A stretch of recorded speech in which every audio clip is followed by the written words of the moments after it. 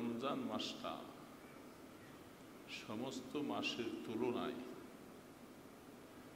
এই মাসের মধ্যে আল্লাহর সাথে বান্দার একাকী হওয়ার সবচেয়ে বড় মোক্ষম সময়। আল্লাহর সাথে বান্দার একাকী হওয়া, বান্দা আল্লাহর নৈকট্য লাভ করা,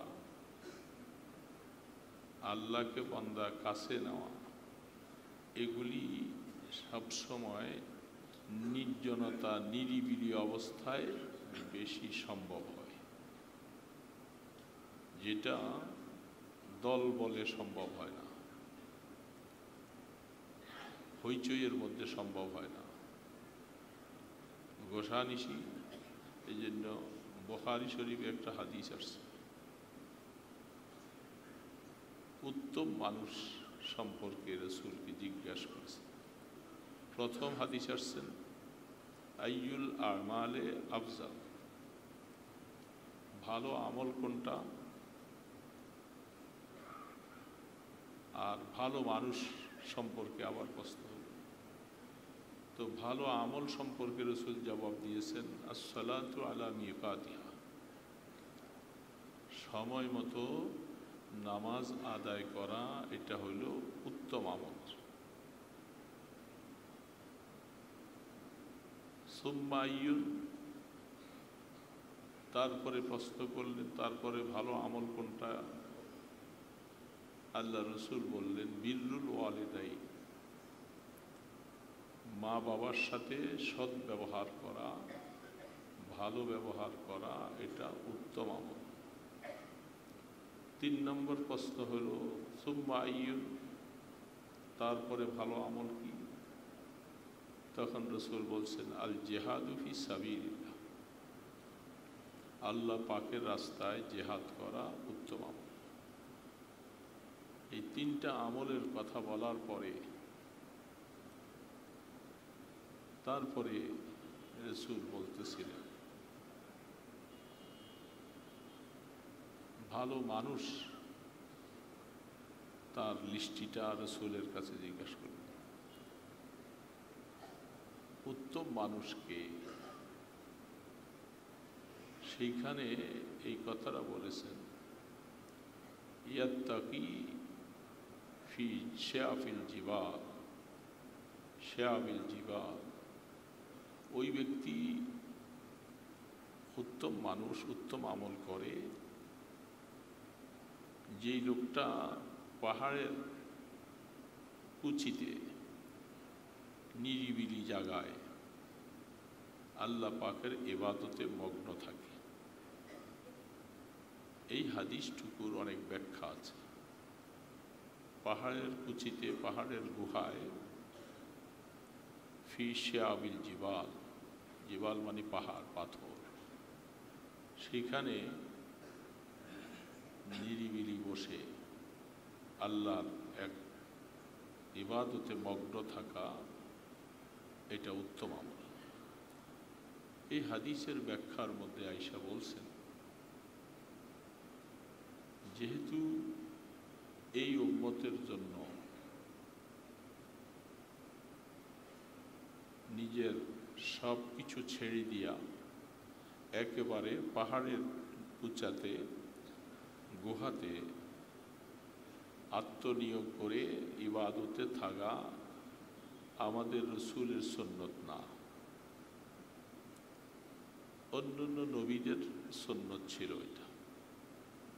রসুল বলেন আমার উম্মতের সুন্নত হলো সে দুনিয়াবি কাজ কারবারও করবে আর আল্লাহ পাকের ইবাদতও লিপ্ত থাকবে। তারপরেও বুখারী আলাইহির রাহমা এই হাদিসটা রসুল থেকে পেশ করে বলতেছেন সব সময়ের পরে যেই সময়টা আল্লাহ পাকের সাথে সম্পর্ক গভীর করতে চায়, সেটার জন্য উত্তম সময় হলো গোসানিসি হওয়া, উম্মত থেকে, মানুষ থেকে একটু বিচ্ছিন্ন হইয়া একাকী হওয়া, এটার বিকল্প নাই। এই জন্য আমাদের রসুল সাল্লাল্লাহু আলাইহি সাল্লাম তিনি এটাকে গুরুত্ব দিয়ে বাইতুল্লাহ ঘরের পাশে তিনি অবস্থান নেন নাই, যদিও তার দুশ্মন ছিল না সে সময়। তিনি ওই একা একই হওয়ার জন্য গারে হেরাতে জাবালে নূরে সেইখানে তিনি আত্মনিয়োগ করেছেন। আর মাসটা ছিল রমজান মাস। রমজান মাসে রোজা রাখার একটা পূর্বের কিতাবের মধ্যে অন্য অন্য নবীদের কাছ থেকে আমল পাওয়া যায়, সেই দৃষ্টিকোণ থেকে সেই মাসটা রমজান মাস ছিল। এই জন্যে আল্লাহ রাব্বুল আলামিন কোরআনকে ওই সময় নাজিল করলেন, সেই মাসটা রমজান মাস ছিল। তো কোরআনের সাথে রমজানের একটা ঘনিষ্ঠ সম্পর্ক। কোরআন নাজিলের মাস, যেমনটা কোনো ভালো কিছু জিনিস কোনো পাত্রে মধু, ঘি, দুধ, ভালো জিনিস কোনো পাত্রে রাখতে হলে পাত্রটাকে সুন্দর করে পরিষ্কার করে সাবান দিয়া ধুইয়া পরিষ্কার করে ভালো জিনিসটা সেখানে রাখা হয়। আল্লাহ রাব্বুল আলামিন যেহেতু কোরআনের মতো পবিত্র জিনিস আল্লাহ পাক রসুলের সিনার মধ্যে রাখবেন, এই জন্য রসুলকে রমজান মাসে ঘর থেকে বের করা গারে হেরাতে জাবালে নূরে সেখানে নিয়া দীর্ঘদিন রিয়াজত মুজাহাদা করাইয়া রসুলের ভিতরটাকে পরিষ্কার করেছেন। এত পরিষ্কার করেছেন, তার আগেও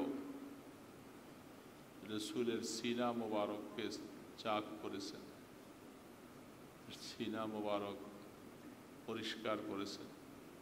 সর্বশেষ গারে হিরাতে রসুলকে নিয়ে সেখানে আল্লাহ পাক জিবরিল আলাইহিস সালামের সোহবতে নিয়ে তার ভিতরকে পরিপূর্ণ করলেন।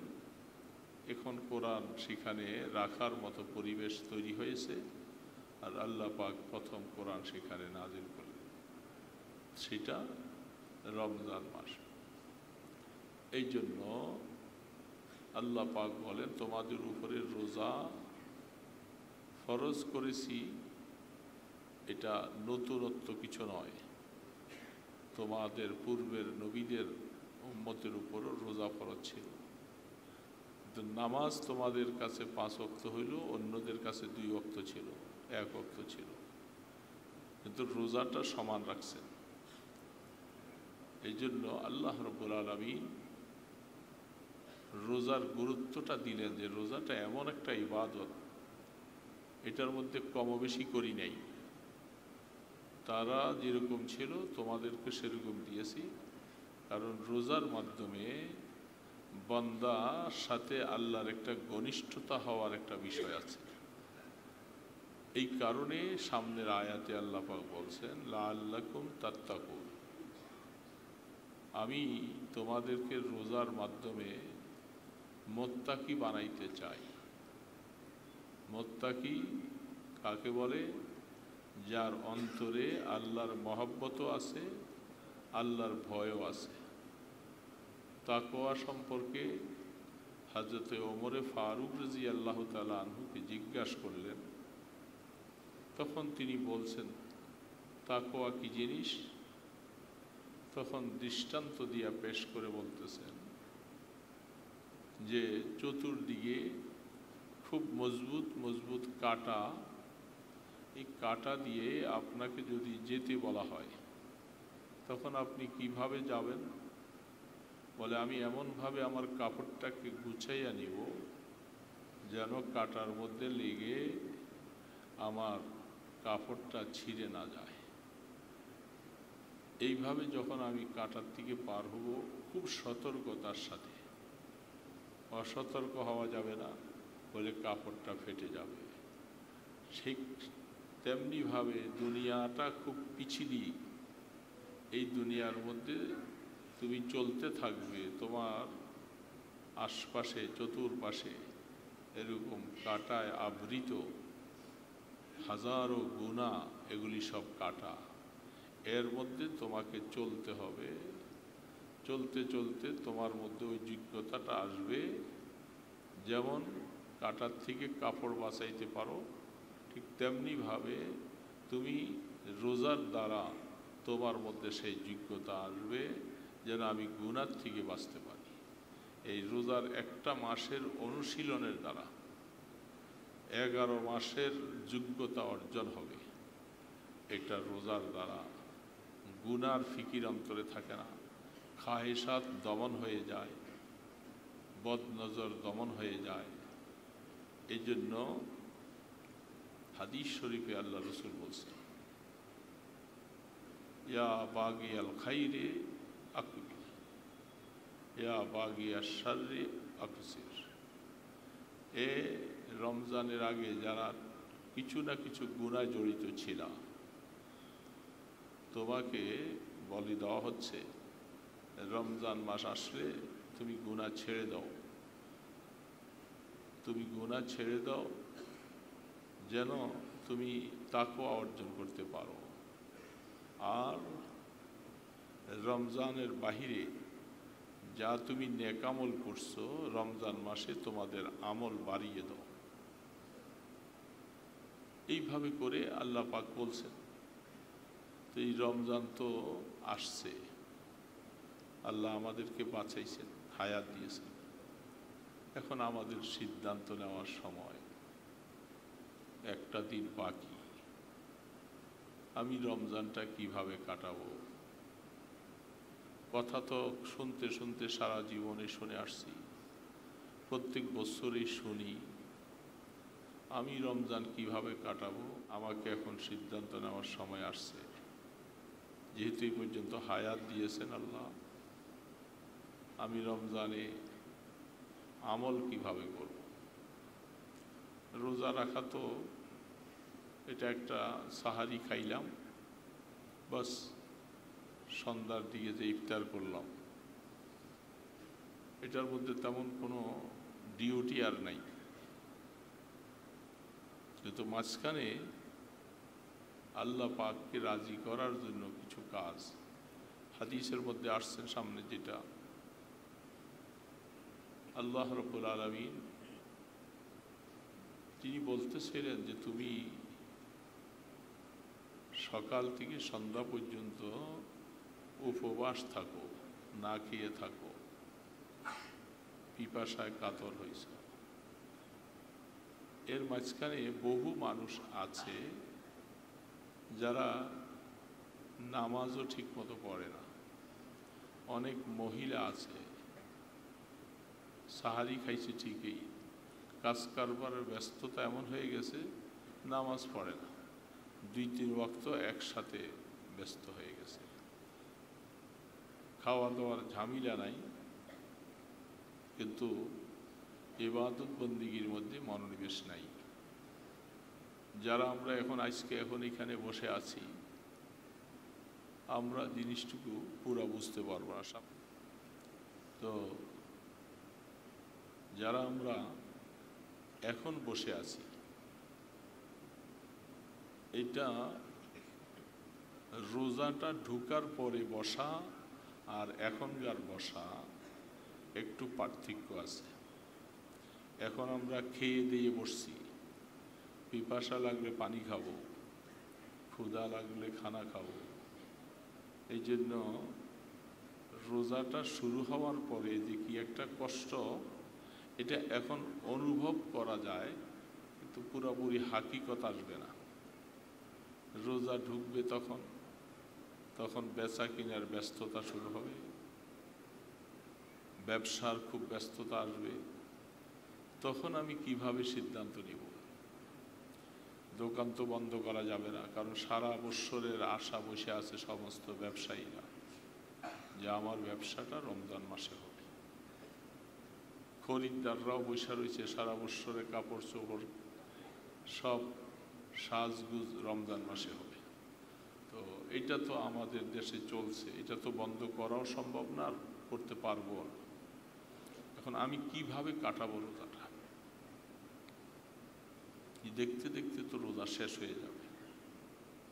এইখানে যারা আমরা আছি, মেজর পার্সেন্ট লোক ব্যবসায়ী, চাকরিজীবী যারা আছি, এরাও যদি কোনো সরকারি চাকরি করে তার একটা সময়সীমা নির্ধারণ করা থাকে।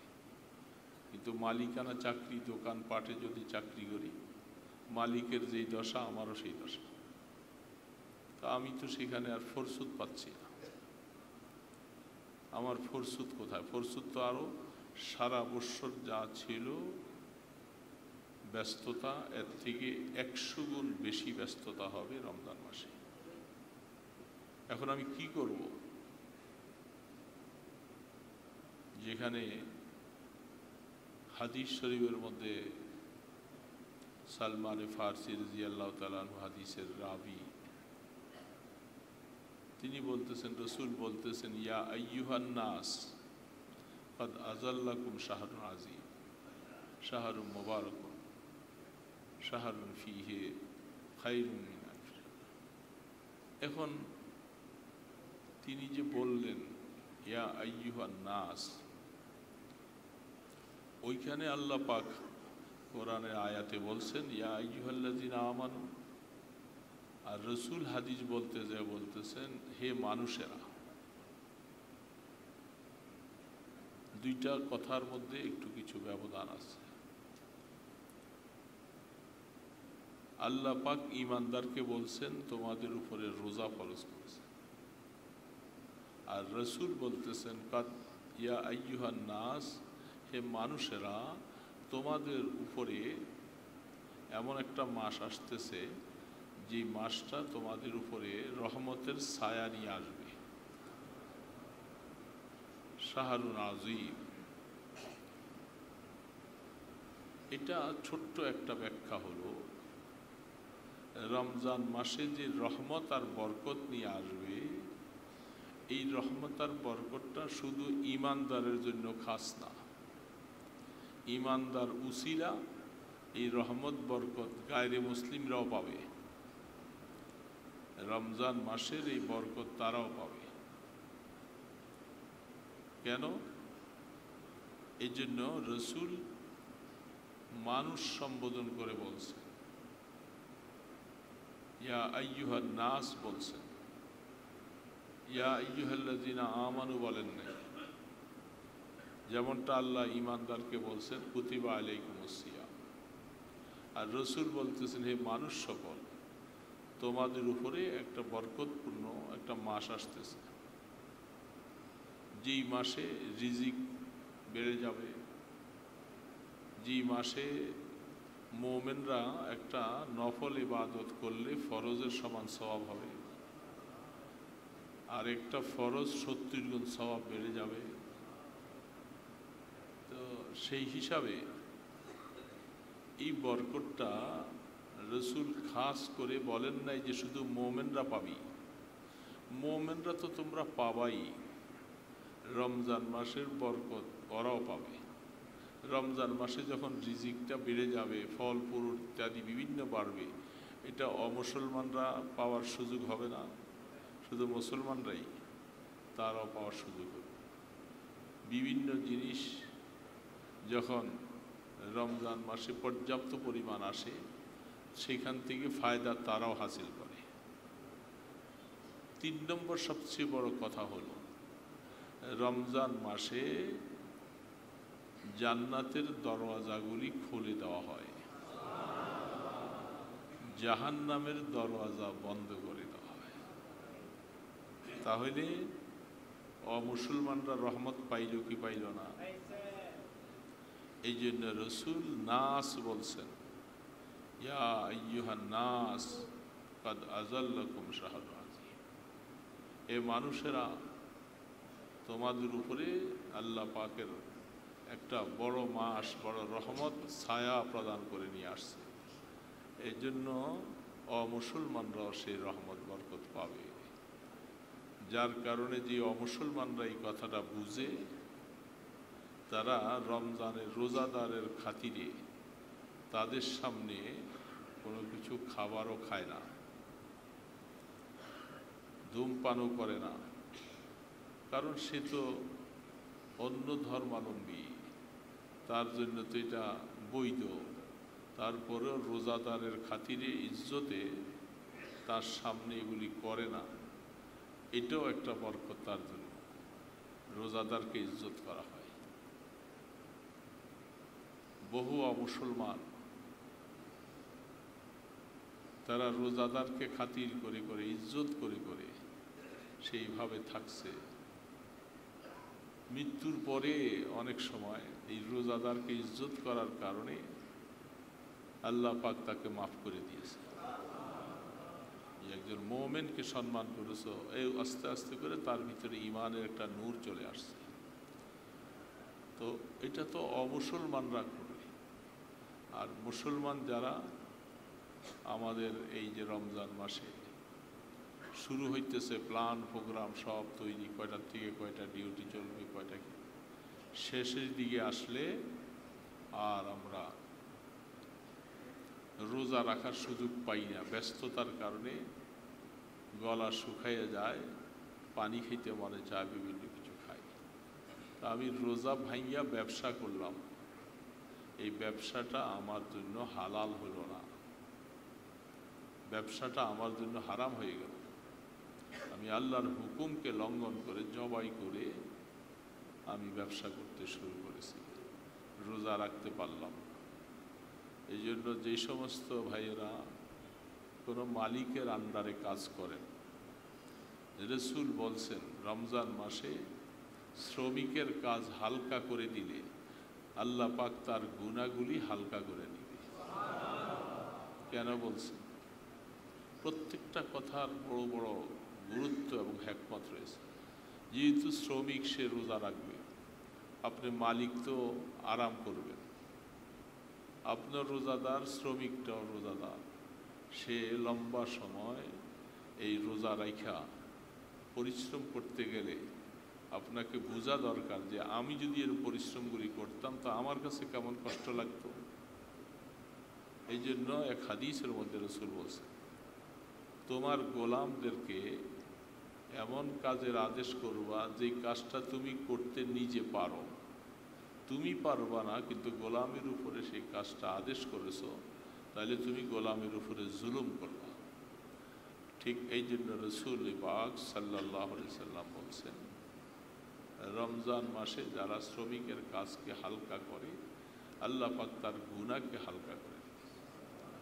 এই জন্য দোস্ত, এগুলি সবসময় আপনারা জানেন, বুঝেন, তারপরেও বৎসরের প্রথমে রাসূল যখন প্রত্যেকটা সময় রমজান মাস আসলে, যতদিন তিনি হায়াতে ছিলেন ততদিন তিনি রমজান মাসের শাবানের শেষ তারিখে উম্মতকে উদ্বুদ্ধ করার জন্য, স্মরণ করাই দেওয়ার জন্য কথাগুলি বলতেন। সেই সুন্নত হিসাবে আপনাদের সামনে কথাগুলি বললাম। রমজান মাসে একজন রোজাদারকে পেট ভরে খাওয়াইলে আল্লাহ রাসূল বলেন যে খাওয়াইল তার গুনাহগুলি সব মাফ হয়ে যাবে। রমজান মাসে একজন রোজাদারকে যে দুধ দিয়ে ইফতার করাবে, খেজুর দিয়ে ইফতার করাবে, পানি দিয়ে ইফতার করাবে, তাকে সমপরিমাণ সওয়াব, আরেকটা রোজার সওয়াব দেওয়া হবে। হাদিস শরীফের মধ্যে তিনটা জিনিস আসলো, দুধ, খেজুর, পানি। দুধটাকে আগে বয়ান করা হয়েছে, তার ব্যাখ্যা লিখেছেন হাদিসে। দুধ হলো যেটা খাবারের উপশম হয়, পিপাসাও নিবারণ হয়। দুধের মধ্যে দোনোটা গুণ আছে।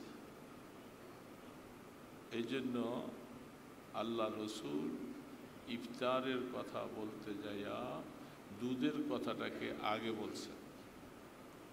এক, দুই নম্বর হলো খেজুরের মধ্যে খাবারের উপশম। এই জন্য সাহাবায়ে কেরাম একটা দুইটা খেজুর খাইয়া বাস পানি খাইয়া তারা সারাদিন থাকছে। খেজুরের মধ্যে প্রোটিন বেশি, খাবারের উপশম হয়, ভাত খাওয়া লাগে না, রুটি খাওয়া লাগে না, যে একটা খেজুর খেলেই যথেষ্ট। 3 নম্বরে রাখছেন পানি। সাহাবায়ে কেরাম প্রশ্ন করলেন, ইয়া রাসূলুল্লাহ লাইসা মিন্না, আমাদের মধ্যে এরকম নাই যে আমরা সবাইকেও দুধ দিয়া খেজুর দিয়ে ইফতার করাইতে পারবো, আমরা সওয়াবটা কেমনে নিব? তখন রসুল বলছিলেন, মানুষের মধ্যে 3টা ক্যাটাগরি থাকে। যারা আহলে সুরওয়াতওয়ালা, অনেক ভালো অবস্থায় আছে, কেউ আছে মধ্যম অবস্থায় আছে, কেউ আছে নিম্ন অবস্থায় আছে। তো মানুষের মধ্যে যেমন 3টা ক্যাটাগরি হয়, আল্লাহ পাক আল্লাহ রসুল ইফতারের মধ্যে 3টা ক্যাটাগরি আছে। যাদেরকে আল্লাহ পাক মালের মধ্যে অসাদ দিছে তারা দুধ দিয়ে ইফতার করাবে, যারা মধ্যমওয়ালা তারা খেজুর দিয়ে ইফতার করাবে, এতটুকু সামর্থ্য যার নাই সে পানি দিয়া হলে ইফতার করাবে, সমপরিমাণ সওয়াব আল্লাহ পাক তাকে দিবে। এই জন্য সওয়াব কামাই করার একটা মৌসুম। সাহাবায়ে কেরাম রমজান মাস আসলে পালাক্রমে কে কার থেকে বেশি সওয়াব অর্জন করবে চেষ্টা করতেন। আল্লাহ পাক আমাদেরকে রমজান মাস বাকি সময় যেটুকু আছেন সুস্থতার সাথে হায়াত দান করেন।